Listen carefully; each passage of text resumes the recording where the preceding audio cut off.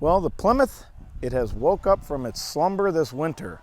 And with that, and the Cars and Coffees and other car shows starting up, it's probably a good idea to go and give the car a once-over. We'll look underneath the hood, see what kind of state the various fluids are in.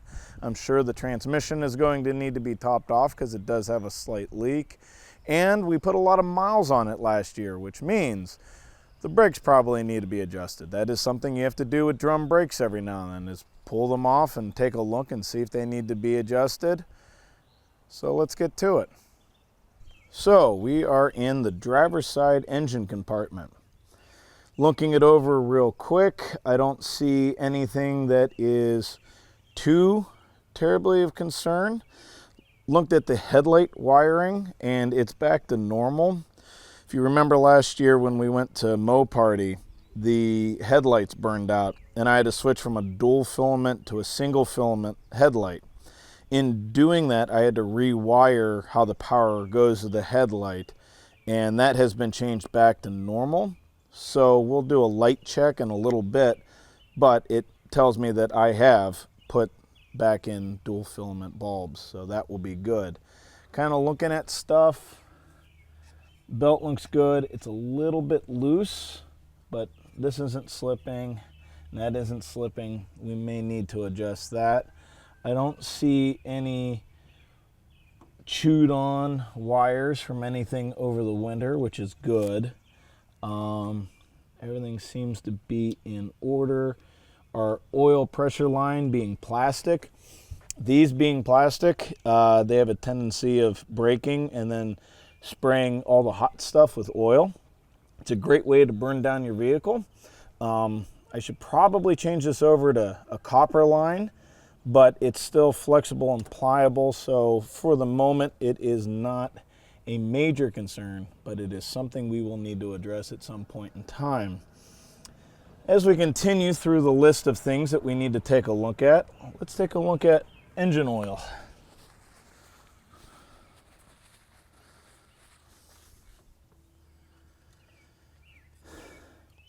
All right, we are halfway between the full and low mark. The oil is dark, which is to be expected, seeing how there is no oil filter on this system. So it's one of the reasons why you have to change your oil very often on these, is all the combustion byproducts get mixed in with the oil. They don't get filtered out. It's also why you want to use non-detergent oil on these engines. Detergent oil keeps all that stuff in the oil, which can damage bearings and what have you because it's not getting filtered out. With non-detergent oil, as the engine sits, all that stuff settles into the oil pan. Occasionally you have to pull the oil pan to clean all of that out. But that is something that we will need to change. Don't necessarily need to change it right this moment, but before we start taking this out to car shows, that is definitely something we're going to want to look at. Another thing we're going to want to look at is brake fluid. See where we're sitting on that.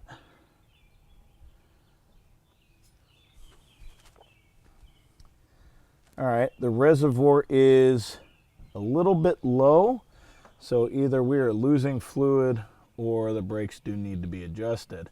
That is easy enough to fill up, so we will add that to the list of things we need to pay attention to. That seems to be pretty much everything on this side of the engine. Let's take a look at the radiator to see how full this reservoir is, and we'll go to the other side of the engine, check how carburetor, fuel pump, distributor, all that is. We may twist the grease cap on the distributor, push a little bit more grease into that drive shaft. But everything on this side looks to be pretty good, and at least the same as it was when we last messed with this engine. Okay, let's take a look at the radiator.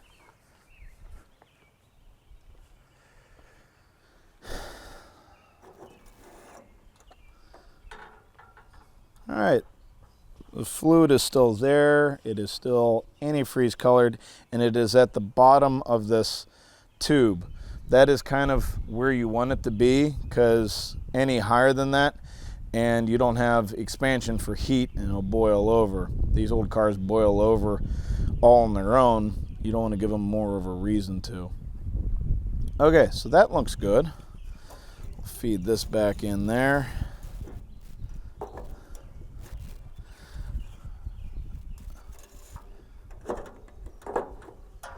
And there you go. Let's close this side up, move over to the other side. All right, looking at the passenger side real quick. Let's make sure our throttle is moving freely and returning, which it is. This is our throttle pull in the dash, which we don't have hooked up right now. That is really only needed for if you're gonna crank start it by hand. Here's our choke. There's supposed to be a little thing that this cable attaches to. We have it just looped through the hole. Not perfect, but works. This hose, we need to maybe loosen this and turn it so it hangs up out of the way. I don't like how it's hanging down on everything. You can see it's been like that for a little while. It's rubbed a flat spot in our spark plug wires. At the front of the distributor right here is a little grease cap. I'm going to give that a couple turns to force it to push a little bit of grease into the distributor. Our condenser wire has seen better days, so might need to get a new condenser. Vacuum advance seems to be working pretty good. Again, don't like that hose being where it's at. The little splash pan down here is slightly wet, but sealing was kind of a new concept when this engine was built. So the reason why it is a updraft carburetor, where the air goes up, is because sometimes the needle would stick open and you would siphon gas out, and instead of it going into the engine and flooding it, it just dribbled onto the ground. So that's something to keep an eye on, but I don't see anything too concerning. So we will keep an eye on all of this, but everything looks pretty good. We do have an exhaust leak. You can see that by, well, how it is. Looks like we got an exhaust leak there and one starting here. If you remember from the engine teardown that we had from that one that I pulled out of a field, taking this off was not as easy as one had hoped or dreamed.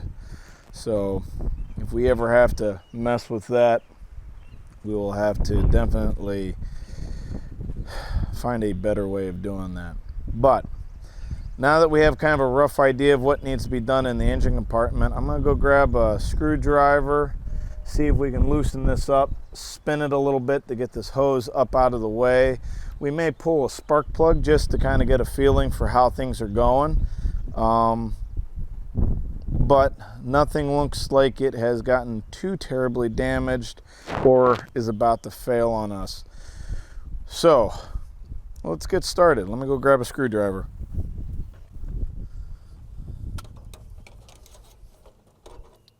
Of course, everything has to be in the way.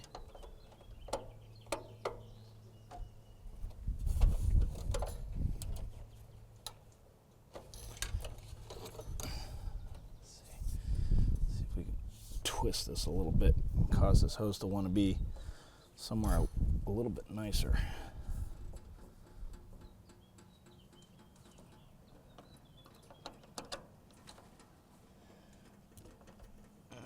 Of course, I need to drip some antifreeze when I open that up. All right. Maybe we can do something like that. I'm sure that will last for about 3 minutes, but I don't want it to rub up against the hood and end up cutting, because that would be bad. We'd end up having to cut it and just bypass the whole thing, which, depending on how hot it gets this summer, might be something we're going to have to look into. Why are you still dripping?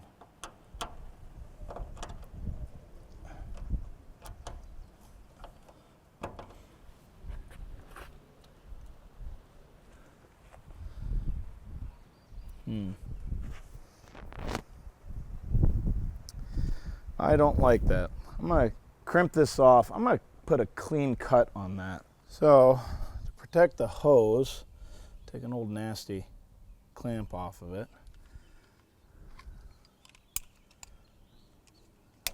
We'll pinch it off. Hopefully this hose has a little bit of give left in it. We'll do something similar to the bottom one. The hopes here is to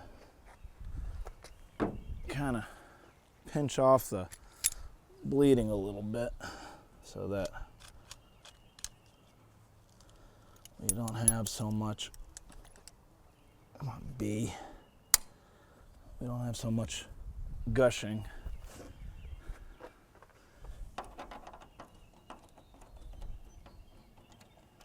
We're going to lose a little bit of fluid, but hopefully not too terribly much. Let's see what the end of this pipe looks like anyways.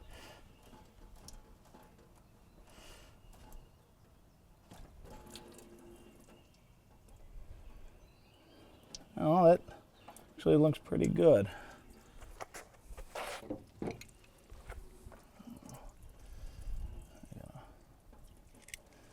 Making a mess here. Let's cut off the end of this hose. Get us into some fresh hose.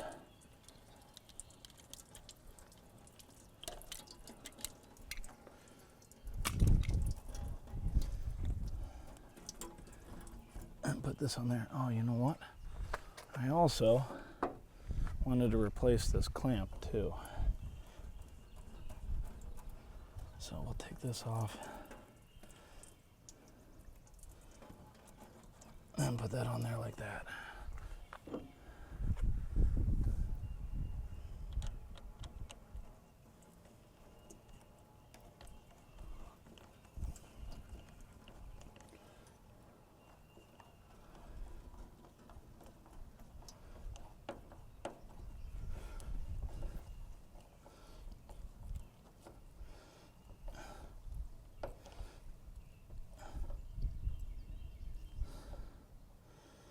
All right, there, no more leak. But now our hose is also in the spot that we don't want to have it in.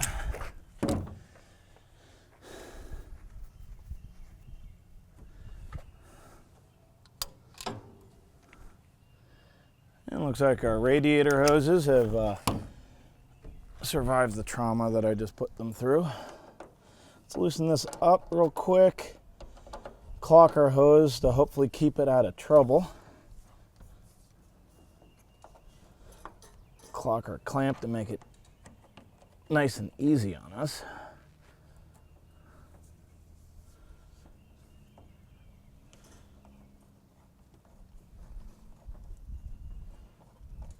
And tighten it back up.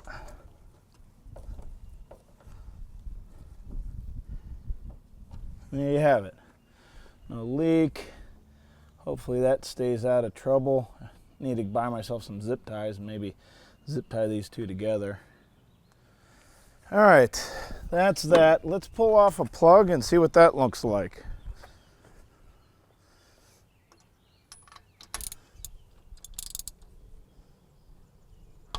Whew. That one was on there tight. We were definitely not losing compression on that one.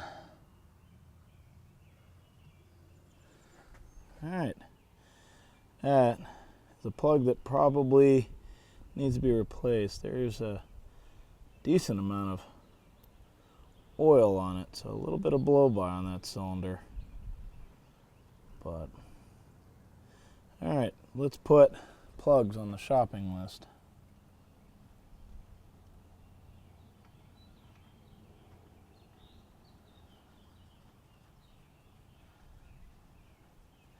Just because we're here, let's pull another one just to see if that continues.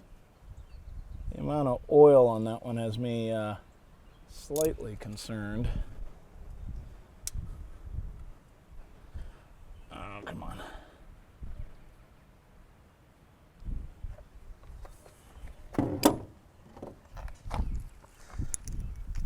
I want to slice a finger on it. Vice grips is overkill. Just looking for something to grab onto it so I can pull. There we go. Now, if you guys remember from way back in the day, this is the one that I've had to crimp once before because it was falling apart.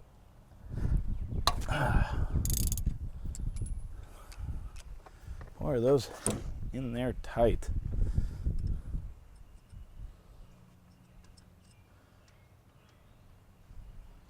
This one doesn't have any of the oil on it, but it is also a very old plug. So we'll have to go see if we can hunt down some plugs. See how that goes.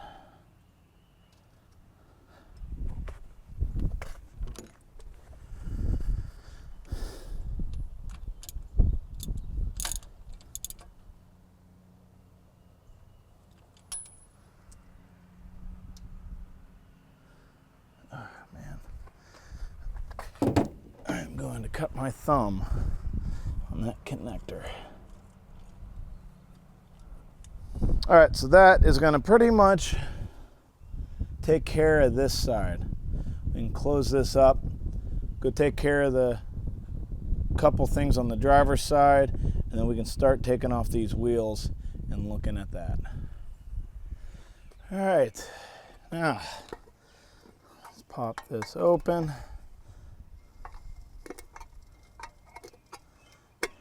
So, from what I learned last time, these are reverse thread. So, you have to tighten to loosen.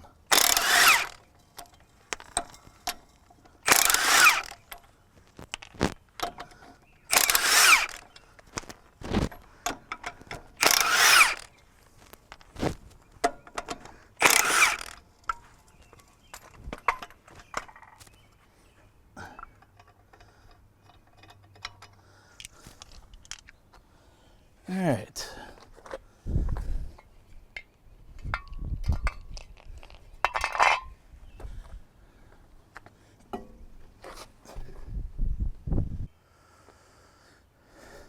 All right, let's take a look at this. So, no play. This feels good.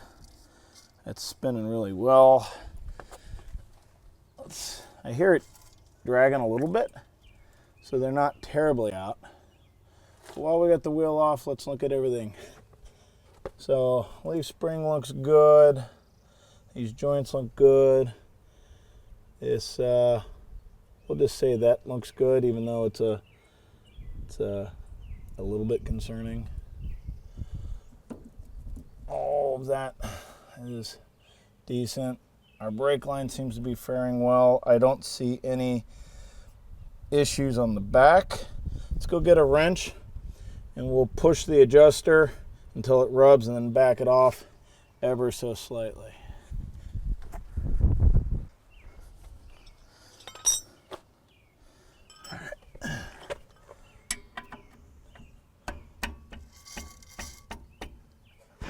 So we've locked it up.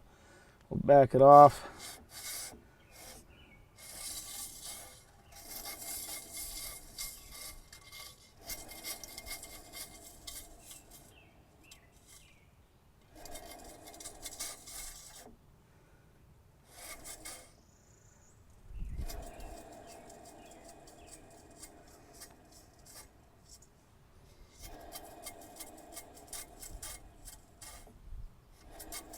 So see how it grabs and stops?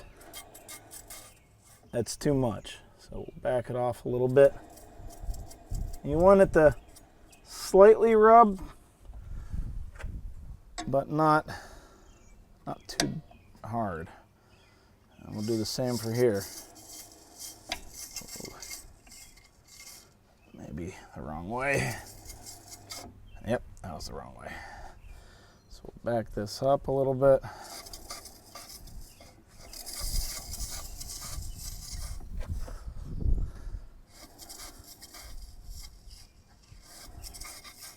All right, take it off a little bit.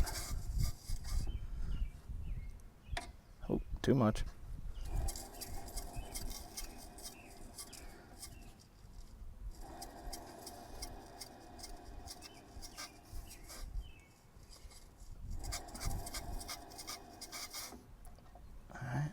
Back it off.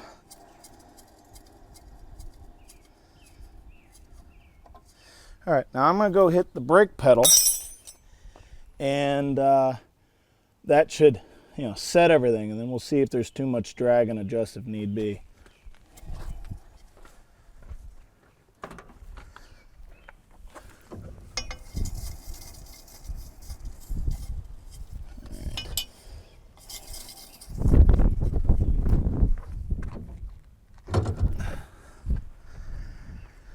That pedal feels a lot firmer already. Okay, I'm gonna say that one's adjusted. I'm gonna put the wheel back on. We'll go to the other side.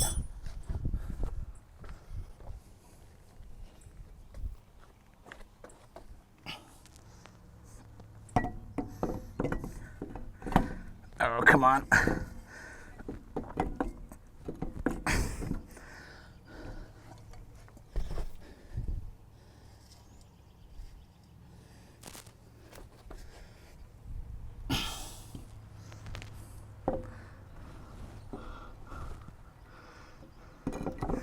There we go. All right, now stay.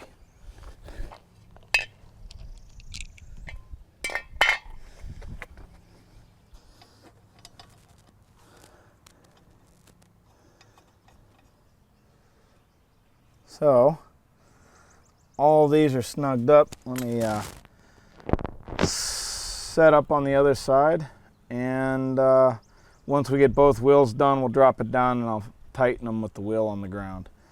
But that's it for this side here.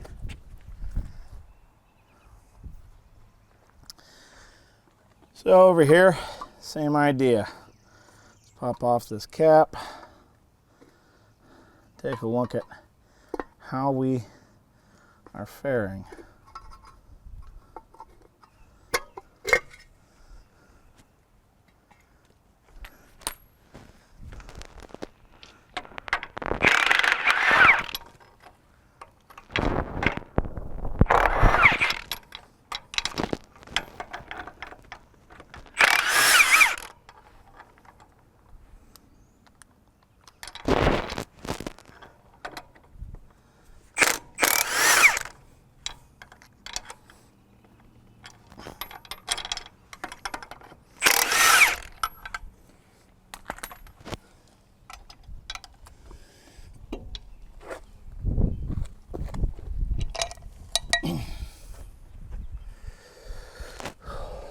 Other side here.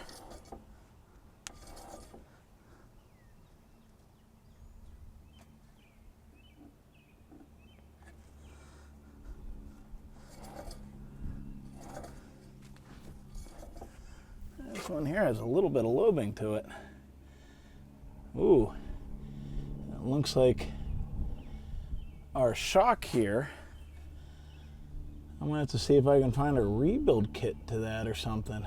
It's starting to lose a little bit of its oil.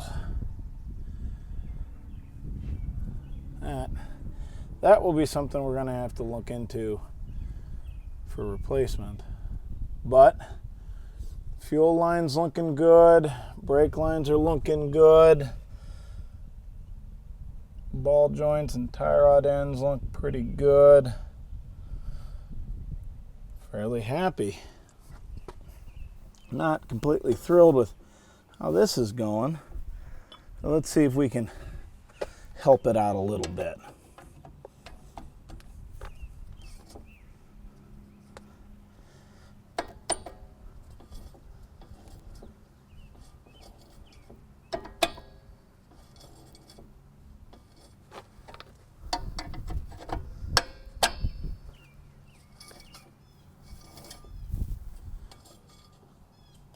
Might need to have these drums turned or something.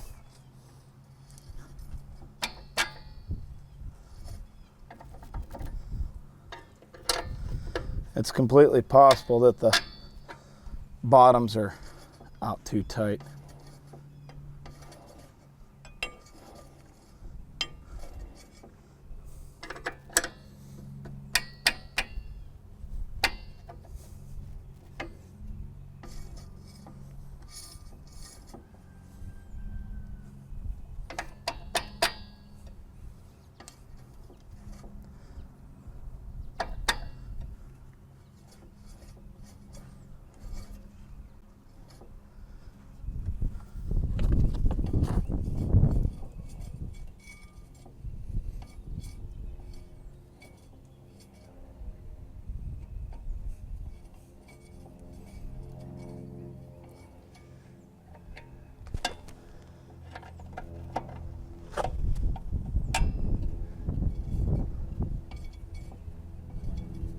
All right, now this is dragging all the way around. Back it off a little bit. Still not liking this tight spot right here. A little bit of that is gonna wear, but it's also, as it's wearing, generating heat. And heat can warp things, destroy bearings. You wanna avoid that as much as possible.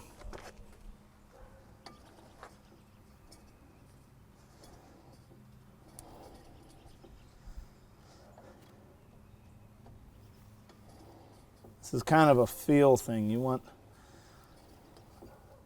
just to be on the hair of dragging, but not dragging. Yeah.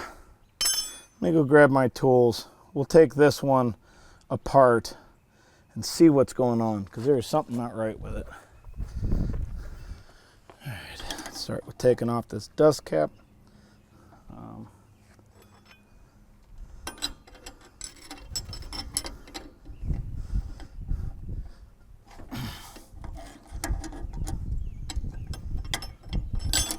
Oh, easy there.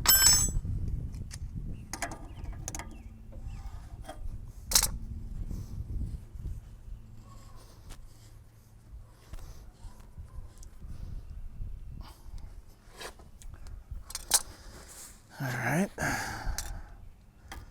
This is a little grittier than I would like it to be.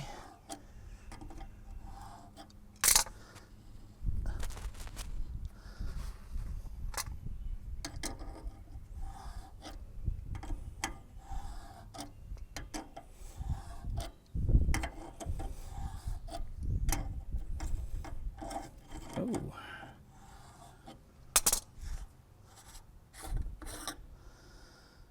Well, the bearing grease still looks pretty good.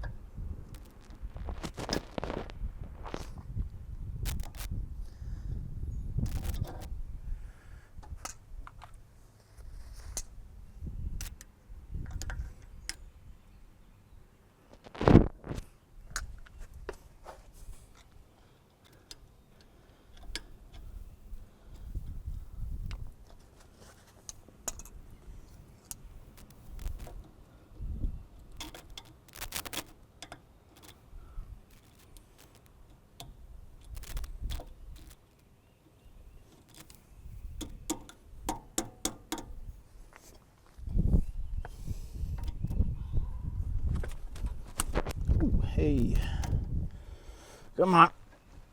Come on out of there. There we go. Stick that there. Take off this castle nut so we can make a mess, ruin some clothing, all with this bearing grease. But what's good is these bearings that we put in, they're still nice and tight. And the grease is still good. It didn't get all superheated and dried up and nasty as it will sometimes do.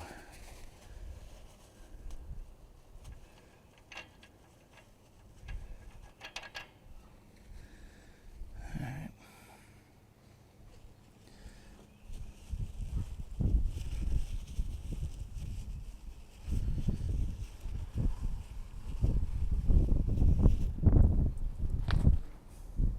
That there. Hey.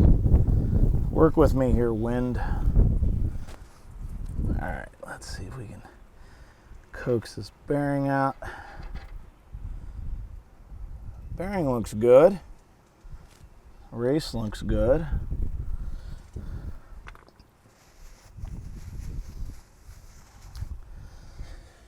Okay.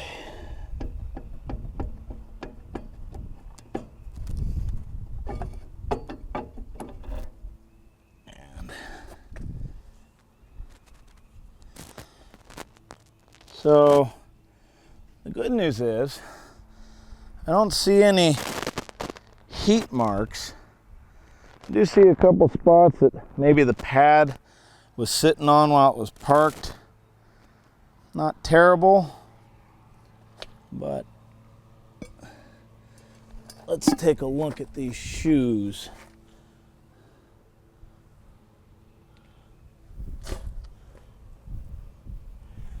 Shoes look pretty good. They look like they're wearing fairly evenly. I don't see any big hot spots, but you can see that the bottom is slightly more worn than the tops. So instead of wearing evenly, we're mostly down here. So I'm going to take these and I'm going to kick them in a little bit so we can take these and kick them out a little bit.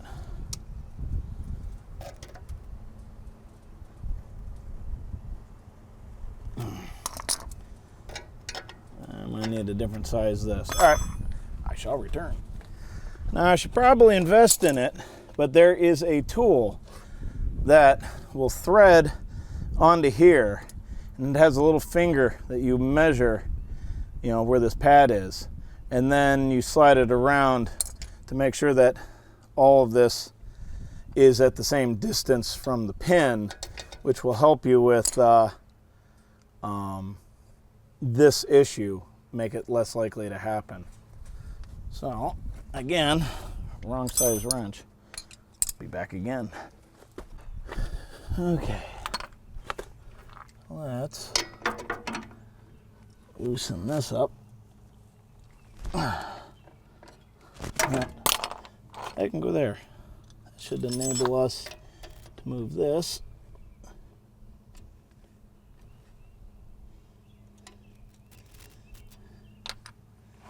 Now we can tighten this back up.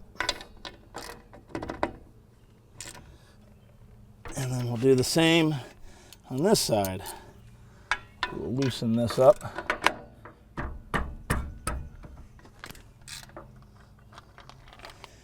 We will take this and turn it to bring these in a little bit.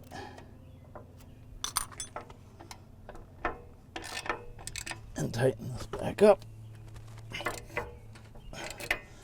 So that should have tucked these up, get that out of the way. So this shouldn't drag like it was anymore, and then we'll adjust at the top. So we should be good to put the drum back together. Okay, so grab our drum here.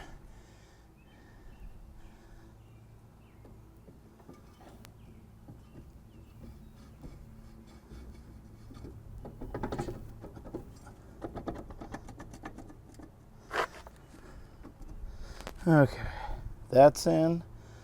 We will put our bearing back in.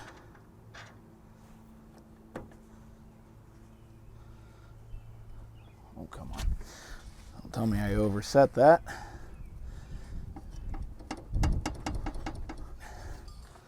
Let's take this back off. And this is the fun part of drums. Doing this 12 or 15 times. So let's set these adjusters in.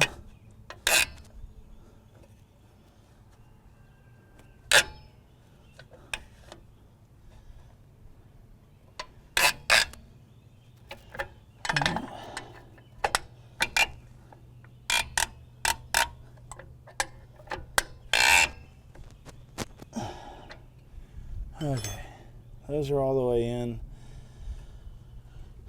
These cam bolts should be on their inboard as well.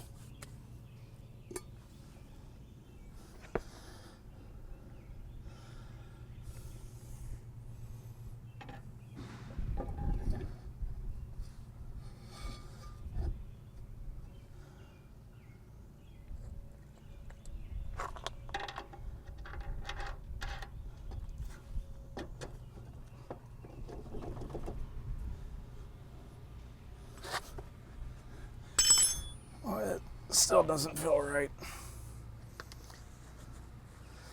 It still does not feel right.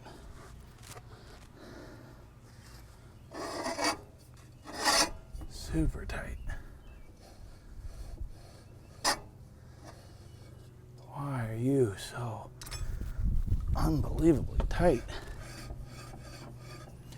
It should be nice and easy to move like that all the way around. Then you get to here and it's tight.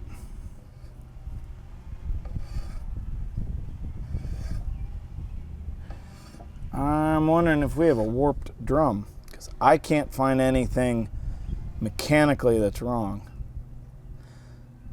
Let me go see if I can find somewhere that can turn this, and we'll go from there.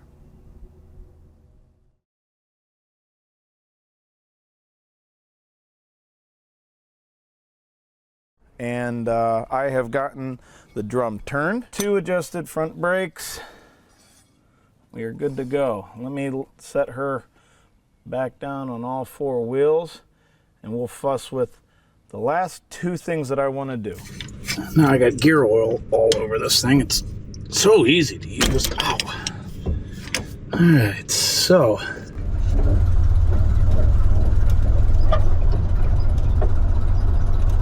yeah, we have brakes.